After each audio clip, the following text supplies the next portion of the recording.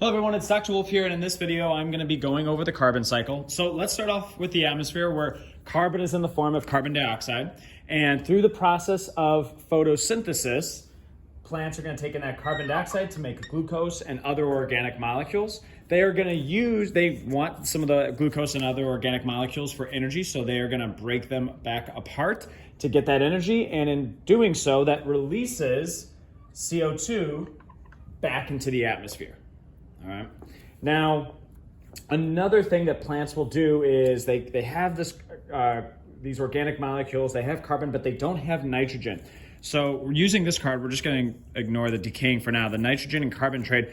What plants are going to do is they're going to give microbes in the soil some of their organic molecules, some of their carbon, and in exchange, the microbes are going to give plants nitrogen. So now that carbon is still in the same form, other organic molecules like glucose. All right. Now, these microbes, all right, we'll come back to the microbes in a sec. So let's go to the animals. So these animals, they are going to eat some of these plants. Right? They're essentially stealing some of their organic molecules, some of their carbon, and so we're still in the same form of carbon, glucose, and other organic molecules. And animals do this because they need energy to survive. And when they do cellular respiration to get energy, they release carbon dioxide, and carbon goes back into the atmosphere.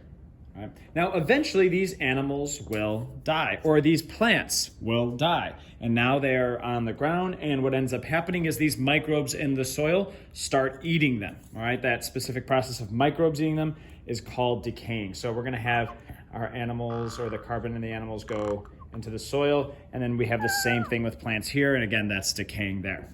All right. So what the microbes are doing is, just like animals eat plants, the microbes are eating the dead animals and the plants. And why would they do that? Well, they need energy to live. So they are, to get energy, just like plants and animals, are going to do cellular respiration, and they're going to release carbon dioxide back into the atmosphere as well. All right.